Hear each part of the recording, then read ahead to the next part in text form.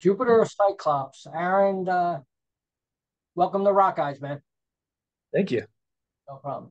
Now the band started in 2019, and you're putting out your first release now. What was the delay? Well, we did actually have an initial release that came out in 2021. Um, and when we were doing our follow-up EP, we wrote 4 songs. We were really into them, and those were UFOnaut, Doomed, Sinful Ways, and Between Worlds. We recorded them, got them all done, and we shopped it around, and we hooked up with Rock Shots, and they wanted to do a full album.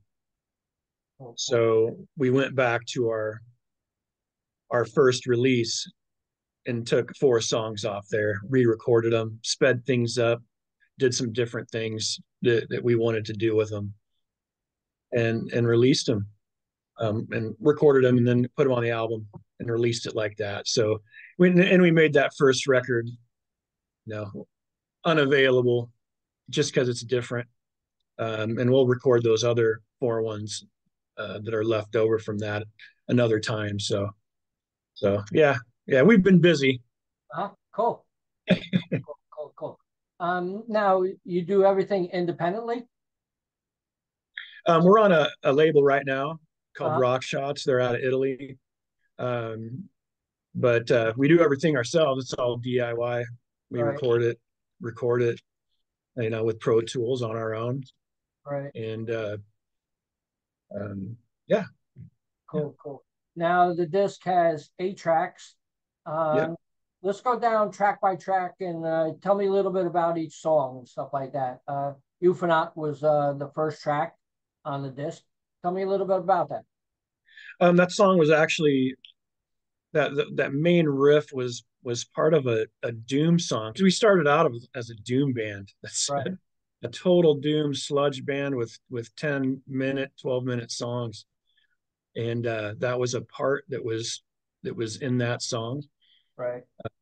When we kind of retooled and got some different members, the direction changed, and that song was one of the first ones that we did, that because it fit with the faster style, and it's a banger.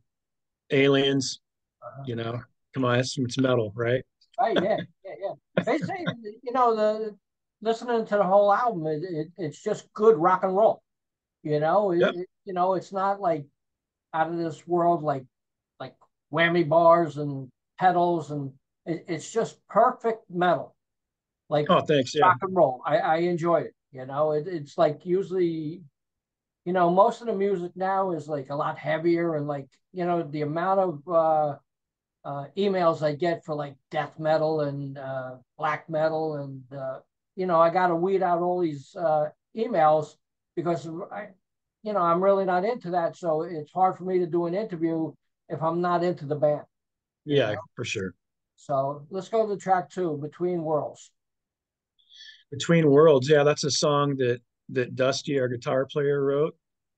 um yeah, it's that mid-tempo banger, man. Right. It's and with the big chorus and kind of a little psychedelic bridge in there that's going to take you to some different places. That was a fun song to do. That song is really in our wheelhouse. Very similar to some of the stuff we were doing on the first album. Right. Same kind of tempos. Yeah, that was a Cool. fun track to record. Cool. Track 3, Sinful Ways. Sinful Ways, yeah. That was a weird one. It starts off pretty traditional, a verse chorus and a verse chorus, and then it's just let's jam. Right. Let the guys go crazy. A lot of bass going on in there, a lot of soloing. That was a fun song to do. It's that verse chorus part probably goes on for what, a couple minutes, and then it's 3 minutes of balls out rock. Right. So Cool. Next yeah. track is Doomed. Doomed, yeah, that's our little little ode to the Doomsday Prepper. Uh-huh. Uh, um, yeah, it's inspired by anything from probably Iron Maiden to Sabbath, Right. uh, and yeah, it's a fast mover. The big solo in there. Yeah, that's a lot of fun to play live. Cool, cool. We like to open up with that one. Right. Wow, wow. Down from the inside. That was our first song off our first album.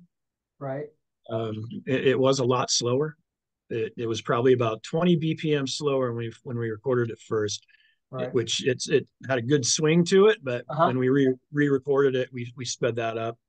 Right. Um, so yeah, fun Cool, song. cool. Cool. Chemical Voodoo. Chemical Voodoo. Yeah, cool, greasy, bluesy track. Right. Uh, yeah, lyrically, it's like the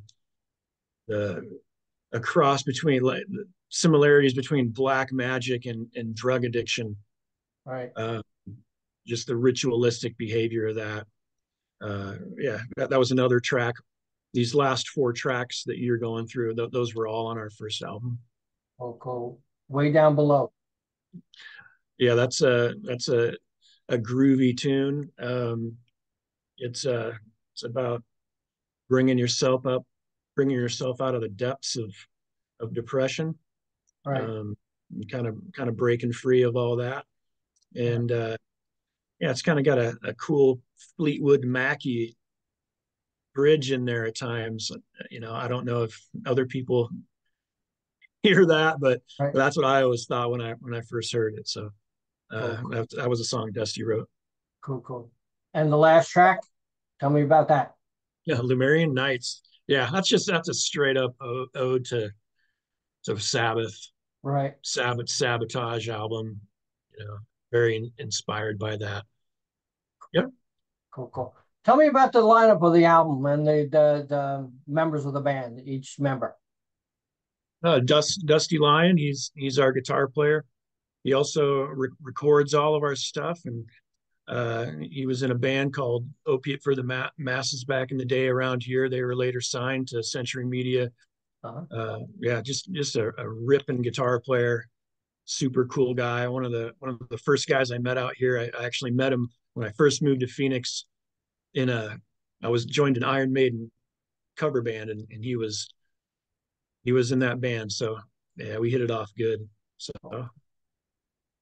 and And, then Jake Melius is our bass player. uh-huh. He's a Renaissance man. Like he could be out of 1974.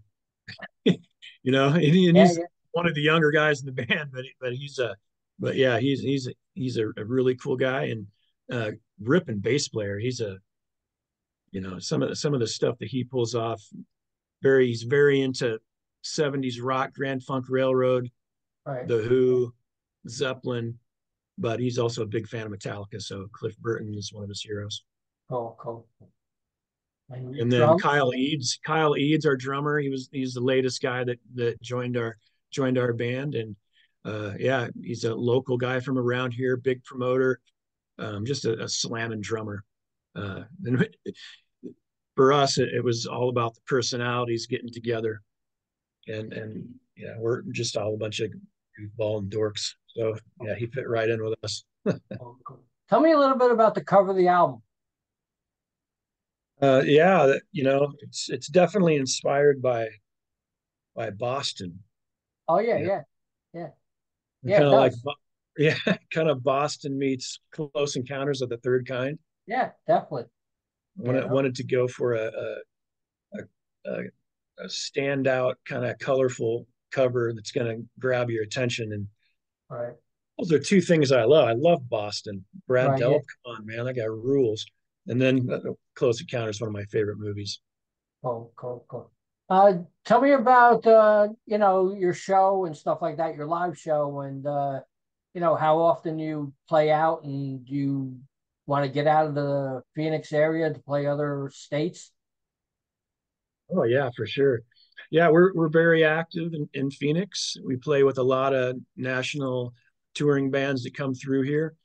Being more of a classic metal hard rock band. We're in this stoner rock doom genre. Right. For whatever reason, they adopt us. I think it's mostly because that genre is kind of steeped in Black Sabbath and Right. Deep Purple and all things like that. So we've been playing in with those bands a lot. Um, yeah, hey, whatever the future holds, we're ready. We would love to go tour, get on the festival circuit. Right. Um, we'll see what happens there. Cool, cool. Now this release, is it only for download and digipack, or is it going to be vinyl, or what's up? Right now, it's available on all the streaming sites. There's a CD that's also available. That's available for import from Europe. I think it's in the stores there. Uh-huh. I'm not sure about here in the States, Right. but it is available for order. We're going to be getting some too that we're going to be putting up on our Bandcamp. What are your hopes for this release? Get it out to as many people as possible, Brian. Uh-huh. That's always the biggest challenge. Our first release, we put it out ourselves, got it out there on all the streaming sites, and man, you need a team to do this. Right. Especially, I started started in bands putting up flyers and tape Right. trading and all that. I'm not a young guy, so this new world we're living is different. It's you got to know what you're doing, and you got to know how to build your band on social media. I'm terrible at it, Yeah. uh, but I'm learning. Right. Yeah. Yeah. You're the guy who does all the networking for the band? We all do. Okay. Okay.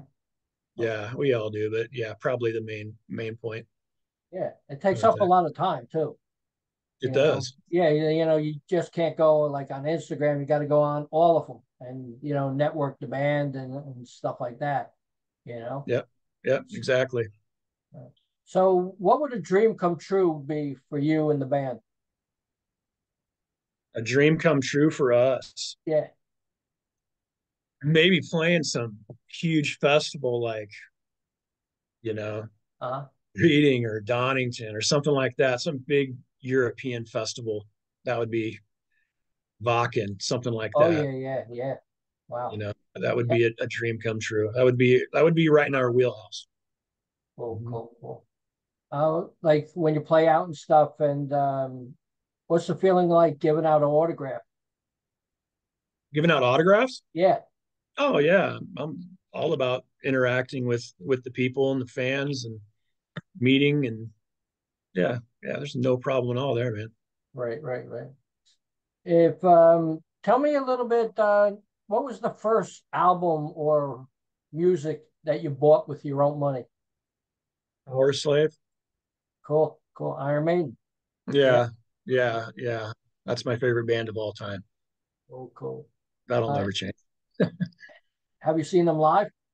Yeah, yeah, yeah. Many times. My first Iron Maiden concert was Iron Maiden and Accept, Uh-huh. Power Slave tour, Metal Right. Heart tour. Yeah, Cool, cool, cool, cool. I think I photographed that tour too, because I worked for a magazine called Metal Forces back in the day. And, yeah. they sent me on some of them shows and stuff like that. It was really entertaining. So, what was the last concert you attended? Last concert that I attended, I think I think it was Merciful Fate Whoa, cool. when they came through Phoenix in 2022. I think it was. Yeah, I don't go to a ton of shows. Yeah, yeah. Yeah, crowds kind of, and it's weird. The crowds kind of weird me out. Wow, wow, wow. And King Diamond just announced the tour today. I You think it did. was. Yeah, so like, you get to see that once again if you're gonna go to that show. Me, I'm, probably much older than you and stuff like that. So like, it's a strain on me standing there, especially if it's a club show, standing for 4 or 5 hours. It's rough, you know. Yeah, for sure. Yeah. King Diamond, he's going to be playing at the Van Buren here in Phoenix, which is a smaller, it's not a theater. Right. It's like a big, huge club. I can't wait for that. Up close and personal. King. Cool. It's Definitely. exciting. And Overkill, Wow. which I love And Overkill too. before this interview right now, I interviewed, which I just posted a little while ago, D.D. Verney. I just did an interview with him today too. Oh wow. So Overkill again. You mentioned Yep. Overkill, so Yep. I That's just great. posted that. He's a real nice guy, you know. So what's the feeling like having like a vinyl album in your hand now compared to CD and stuff like that? You say vinyl? Yeah. Oh, I mean, I love vinyl. I collect vinyl. Uh, It's expensive. It's a yeah. lot more than it used to be, Yeah. right? Yes. But just the process of taking the vinyl out, taking the actual LP out of the cover, and Right. having to turn all this other, all these things on, and the stereo receiver and the LP, and Right. putting the needle on the record. I love that process. Uh-huh. Uh, Streaming music. I mean, Right. it's definitely convenient. You can find anything you want in 5 seconds, but I love my vinyl. And Cool. CDs are great too. I mean, no doubt about it. Right. Yeah. Yeah. So what's a daily typical day for you? Go to work. Yeah. I don't work no more. Yeah, I'm done yeah. with work. Good for you. Lucky Yeah. guy. Yeah, yeah. Monday through Friday, man. Full time and weekends off, and take care of the family and the dogs, and jam at night Uh-huh. with the guys, and hopefully, play shows and as much as possible, Yeah. you know. Yeah. Yeah. I mean, I worked for 46 years at the same job, and it was time for me to move on, So like I just enjoy doing my interviews now and taking pictures and stuff like that. So that's enjoyable, The good So life. yeah, yeah, But you always got the wife saying that, the honey-do list. That's And right. so, Yeah. you Yeah, know, yeah, you you got to take care of that stuff. Happy wife, happy life. yeah, definitely, definitely.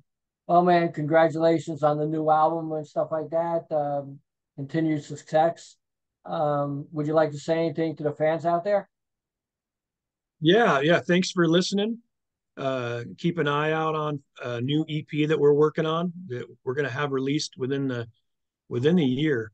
So be looking out for that. Come check us out on our Bandcamp. We have shirts available on there. We'll also have CDs on there soon when we get them from the label. So Congratulations, Aaron. thanks, Brian. I appreciate it. No, no problem. See you later. Yeah, take care. Bye bye.